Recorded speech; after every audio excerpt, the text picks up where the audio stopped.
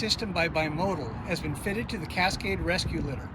This system gives us 70 Newton meters of torque on demand. The system is lightweight and easily removable, weighing only a couple pounds. It installs in seconds. The Elevate system stores up nice and compact when not in use for transport. In order to deploy the Elevate system, we simply remove the control lever and attach it onto the Cascade rescue litter. The controls are very simple.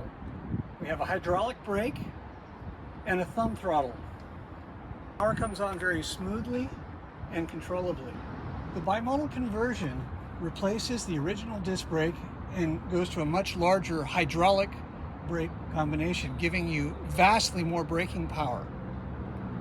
The motor engages with a herringbone gear that sits behind the disc brake rotor.